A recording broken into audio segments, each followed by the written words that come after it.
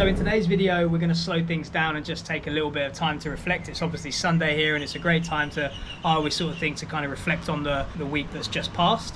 You know, it's been a good week in all. I've done all my processes in terms of getting the videos out on a day-to-day basis, which is, again, it's a daily pursuit for me in terms of making sure that I get some content in my head that I can then put that into something that is real and tangible, and to post it and to share it. And I've had a couple of videos that have done quite well, and that has led to quite a few questions that I wanted to take the time to kind of address in this video, as well as giving some things that have been kind of playing on my mind, I guess, over the last sort of 7 days. So one of the videos that kind of did quite well this week was the 15x400 video, the workout I did on Tuesday coming back from illness. My second introduction back into thresholds. The first one was when I just started the half marathon prep, and then obviously I got unwell and kind of fell out of sync a little bit, so then I need to reintroduce it back in again, and that was the workout I kind of did, and I think that got over 1,000 views, 1,100 views or something, and that led to quite a few comments, and quite a few eagle-eyed viewers was just sort of mentioning about my heart rate and how my heart rate was low, and some were questioning how I was measuring it and stuff like that, and which is a completely valid question and not something I've necessarily, I guess, ever really articulated before.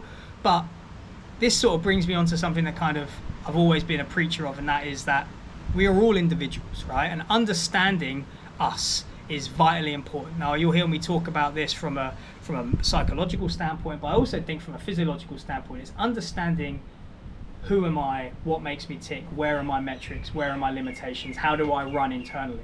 And you know, with the heart rate side of things, heart rate is a completely individual thing, right? So there are very broad stroke calculations you can do to work out your maximum heart rate. So 220 minus your age is the standard one. You know, that would give me a maximum heart rate of 181 beats a minute. Now, when I was younger, I'd go out and I would take 80% of my max heart rate, which would be, what's that, minus 36, terrible at math, so say 144 beats a minute, and I would go out and I'd be like, right, well, it should be quite easy to run at 80% your max heart rate. I'd go out and do it and I'd die after 5 minutes. Now, I used to spend my whole time thinking I was just unfit, and that led me to stray away from endurance-based exercise, because I always just thought I was unfit, I was never able to push myself hard enough, etc. And then back at early 2020, I was contemplating doing a charity bike ride down the length of America, so the west coast of America, and as part of the preparation for laying the foundations of that, I went and got my VO2 max test done. I knew that coming out off the strength side of things and competing in powerlifting, competing in Olympic weightlifting, and venturing into the world of endurance, I needed to understand how I ticked, right? I'd never spent any time doing endurance exercise, but I was fit. You know, I'd played sport my whole life, and I would play 90 minutes of football at quite a high intensity. I was fit, strong, fast, all of those things. I was athletic. So when I went and got my VO2 max test done, one of the biggest gems of information I got out of that was that actually my maximum heart rate at the time was actually only 155 beats a minute, which is incredibly low for someone my age. And that's not necessarily a bad thing, right? Because my resting heart rate is also very low. So when I was talking with the sports scientists about this, is that what we kind of hypothesize is that there's probably a genetic component to this as well, combined with obviously the years of training and strength stuff. But my resting heart rate is in the low 30s, so 31, 32 generally on a good day. And my maximum heart rate is 155, even though now it's more like 160, right? So if you look at the difference between your resting and your maximum, right? If I was to, so that for me is, if we say 160 and 35, okay, that gives me a working heart rate of 125 beats a minute. Yeah, okay. Whereas if my heart rate was 55 and 180, which would be in line with the norms, okay, let's say, then the bandwidth would still be the same. So what we kind of said here is that, you know what, there's a genetic component. Your maximum heart rate is what your maximum heart rate is. So once I started to tailor all of the percentages for my endurance-based work to my maximum heart rate, to my personal internal metric, all of a sudden I realized I wasn't unfit. You know, all that was the difference is that I was unfit when using the wrong data.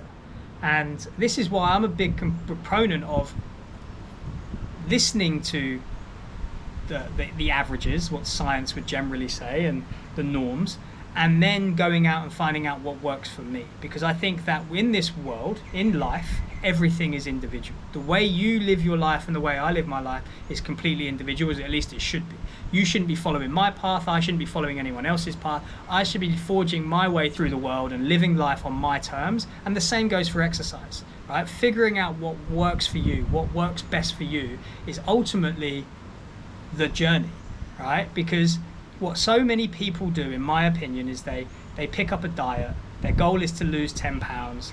And then they pick up, what's the newest diet that's on the market? I'm going to do the ketogenic diet. I'm going to do that. There's no thought process as to, hang on, do I even want to do the ketogenic diet? Is that something that I would enjoy doing? Is that how I want to live my life, never eating a carbohydrate again in my life? And now if it is, that's probably the perfect diet for you. But if it's not, figure out another way, because all too often in the world today, we are sold things, we're marketed things, there's so much information from everyone telling me that this new latest diet or this new latest training regime is what works best.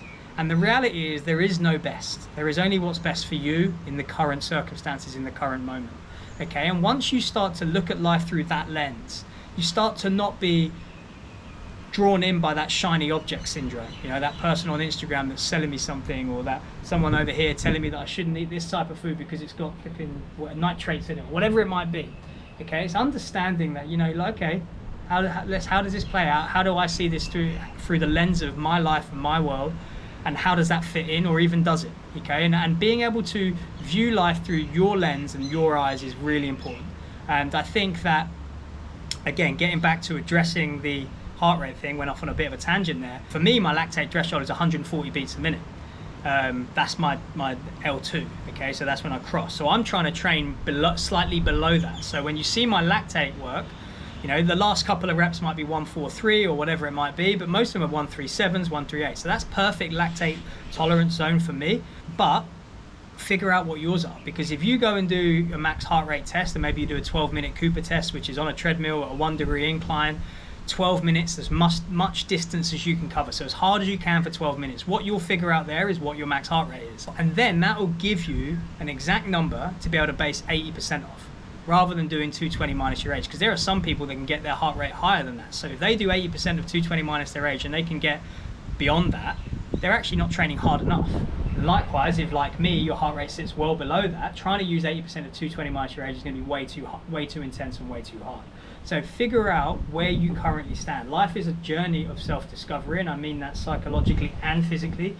All training is a means of building, testing, and that's a stepping stone to improving our capacity and improving our capabilities, because the reality is me and you have no idea what me and you are capable of, right? All we can do is go down a path, and every time you do that, you uncover new versions of yourself that are capable of, maybe you didn't think you could run a sub 4-hour marathon, and you do, and then all of a sudden you're running a sub 3.5-hour marathon. Who knows how far you can take that if you enjoy it and you dedicate yourself to it. And I think that's an important part of life, but that also ties me to point number 2 that I wanted to talk about, and that is to become process oriented. Now, I've spoken about this before in the past, but I think it's such a overlooked thing, right? Because we get so attached to the outcome. Using the analogy of someone that wants to lose 10 pounds in weight, is that there's a reason why all diets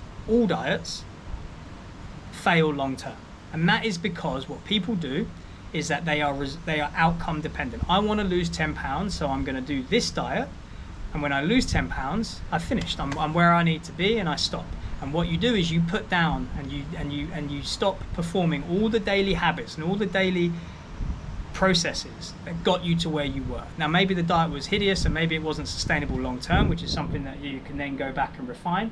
But the reality is that if you just focus on picking up the habits that are going to get you to your desired physique as a byproduct, whether that's the big rocks of training, sleep, hydration, nutrition. I mean, if you just every day was like, right, I'm going to get 1% better at sleeping, maybe that's going to bed a little bit earlier, maybe that's putting together a little bit of a bedtime routine so you can get a more restful night's sleep.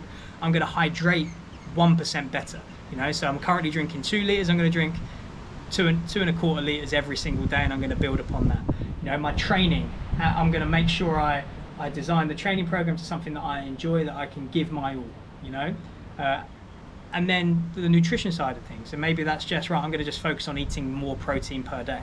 Now if you did those 4 things every single day and you did that for a year, you're going to be in an incredible place, both physically and mentally and psychologically, because not only have you, as a byproduct of just focusing on the daily checklist, got to your weight loss goals and probably beyond, but also you've ingrained it into who you are, right? We haven't done anything extreme by saying improve your sleep quality or your hydration by 1 or 2%, right? We're not saying, right, I'm going on a water only fast for 10 days, how much weight can I lose, which is outcome dependent, and it's like, no, focus on the daily habits and the daily process that will inevitably get you to where you want to go as a byproduct, but then build you up in terms of fortifying your willpower, your self-discipline, by just focusing on 3 to 4 things, right? I've mentioned, we live in a world where we're constantly bombarded with new shiny things, and we'll say, right, I want to drink 2 liters of water every day, and then all of a sudden we get distracted by something, and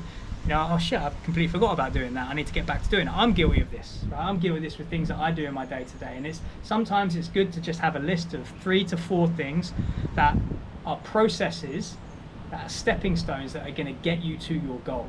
So again, using the analogy again of, I want to lose 10 pounds. Right, what are the big rocks that are going to allow me to do that? Right, am I hydrating enough? Right, 3 liters a day every day, no excuses. Right, I'm going to make sure I hit my protein target of 2 times body weight in grams of protein per day. That's my focus. I'm going to try and get to bed 10 minutes earlier every day, and then I'm going to perform an hour of training, regardless of whether it's a walk or the gym or a run, every single day. Now if you did that for 30 days, 60 days, 90 days, you are going to exceed what you currently thought was possible. And that is, again, the process of self-improvement. Again, we can talk physical, we can talk mental, but essentially it's all one and the same, is that we're trying to get better. Yes, having a target, which I do, I have half marathons coming up, I'll have many more coming up over the coming year. It's because these just keep me focused on the process, right? If I've got a half marathon coming up, I can't really afford to slip up on my training, the disciplines and keeping that momentum going forward. That's something that I like. I like forward momentum. I like to have these little goals in my head, but achieving the goals are a byproduct of the process. That's where I'm going to leave it, because otherwise I'm just going to waffle on and pad this out. But that's what I wanted to go through today. That's my focus going into the next 7 days. It's being process driven, make sure I do everything I need to do on my checklist, and let's have a great week, guys. I'll see you tomorrow.